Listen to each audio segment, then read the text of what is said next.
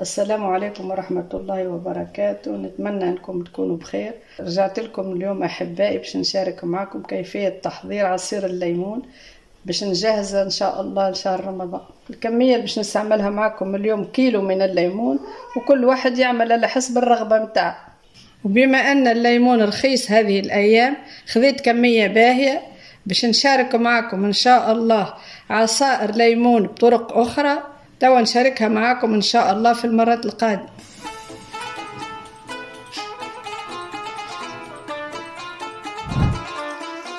باش نوريكم بعد ما غسلت الليمون وعقمته تويكا باش نبدأ في تقشيره. في الوصفة متاع اليوم باش نستعمل كيلو من الليمون، وانتم على حسب الرغبة متاعكم تزودوا الكمية اللي تحبوا عليه.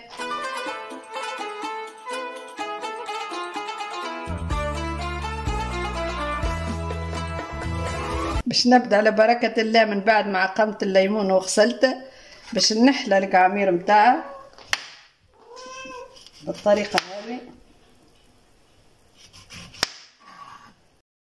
باش نقصها بالطريقة هذه على شكل روندلات باش يسهل لي تنظيف البذور متاعها.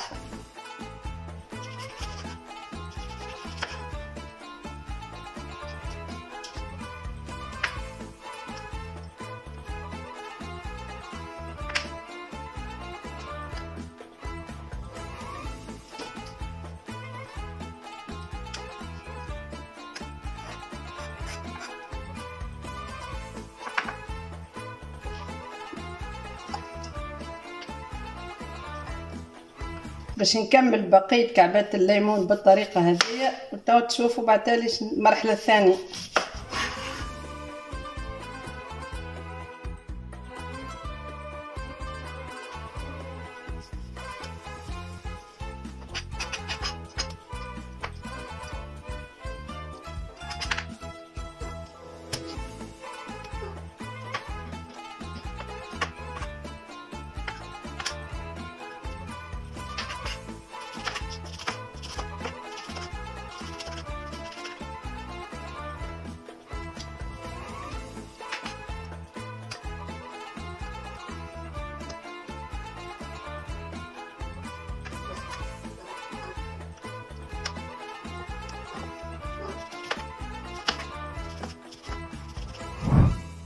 وتوا بعد ما كملت قطعت الليمون ونظفته باش نحطه يغلي في الماء. خليكم معايا باش نوريكم الطريقة.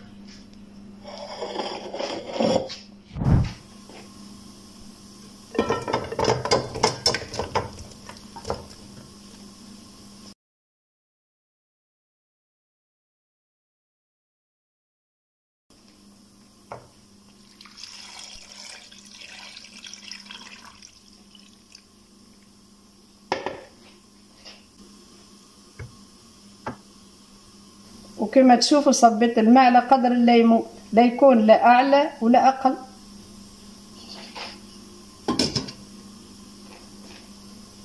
توا باش نخليها على النار حتى يوصل مرحلة الغليان. وقت اللي يوصل مرحلة الغليان نحسب له 5 دقائق ونطفي عليه. A few moments later. وتوا هاني رجعت لكم بعد ما خذيه غلوته لمدة 5 دقائق باش نحركها ونقص عليه النار ونخليه يبرد. تو نرجع لكم بعد.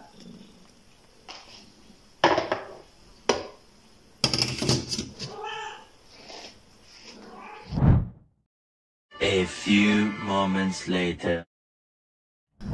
وتوا هاني رجعت لكم بعد ما برد الليمون متاعي باش نبدا نرحيه. بسم الله.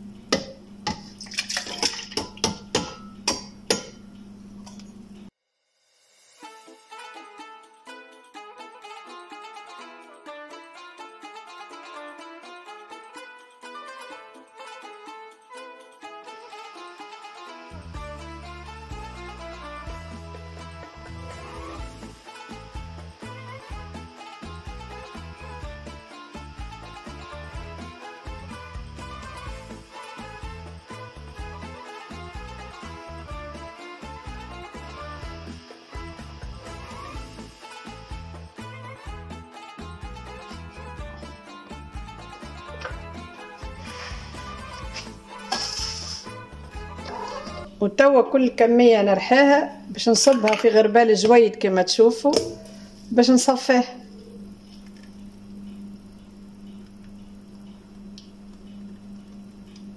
باش نكمل نرحي بالطريقة هذه ونوريكم التصفية بعد.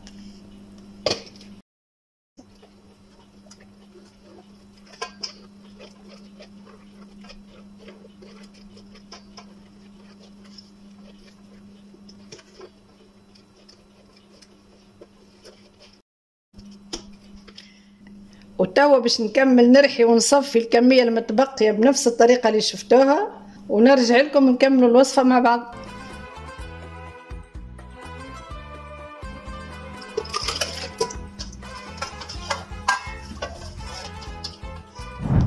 وهاني رجعت لكم باش نقول لكم اذا كان شفتوا بعض البذور هكايا في الخليط راهو ما يضرش، ما تخافوش، معناها عادي ما يمررش، خاطر باش يبقى في الغربال هو باش يتصفى.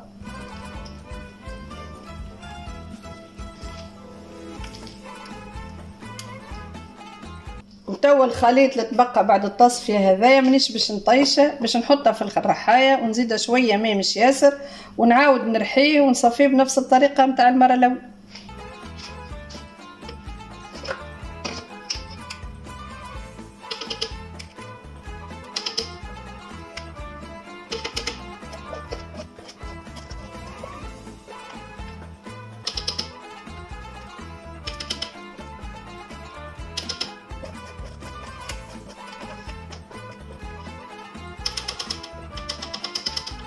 وهذا الخليط اللي زدت الماء ورحاته هاني باش نرجع نصفيه.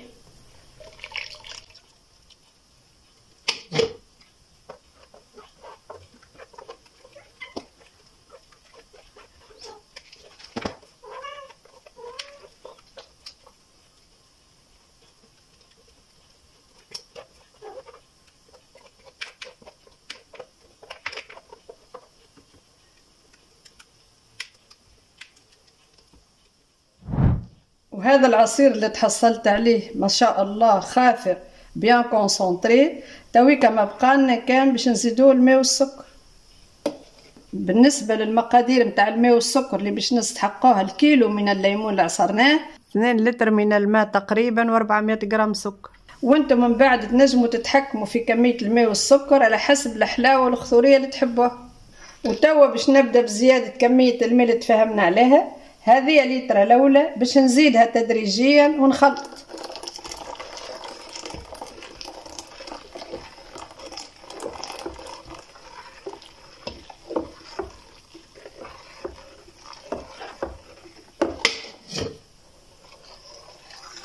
نشوفوا الخضورية متاعها مازال خاطر نزيدوه لتر الثاني. وقبل ما نزيد لتر ماء ثانية لاحظت كون المعون صغير باش نفرغه في معون أكبر تو نرجع لكم. بدلت المعون متاعي توا باش نبدا نضيف لقيتة الماء الثانية.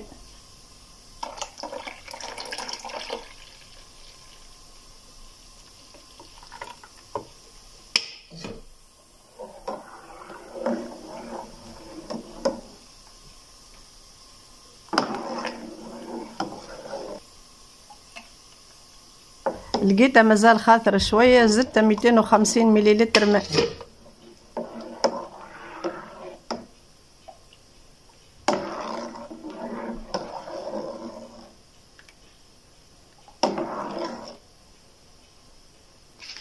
وبعد ما تحصلت على الخضورية اللي نحب عليها باش نضيف لها كمية السكر. وباش نعلمكم انا زدت 350 غرام سكر بركة على خاطر ما نحبش العصير حلو ياسر، وانتم حسب رغبتكم تزيدوا.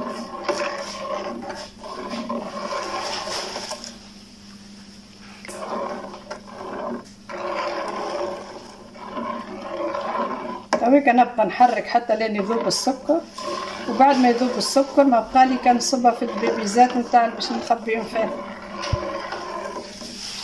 نكمل نذوب السكر الكل ونرجع. توا هاني رجعت لكم بعد ما كملت حضرت العصير متاعي. بالنسبه لي نحب العصير خاطر ومش حلو برشا، استهلكت 2 لتر وربع ماء و350 غرام سكر. هاني صبيت لكم كميه منها في الكاس باش تشوفوا، جربوه واعطوني رايكم، ان شاء الله تشربوه بالهنا والشفاء. تويكا ما تبقى لي كان باش نحطها في الدبابيز تخزين ونحطها في الثلاجة، وإن شاء الله نستهلكها في شهر رمضان إن شاء الله، ورمضانكم مبروك.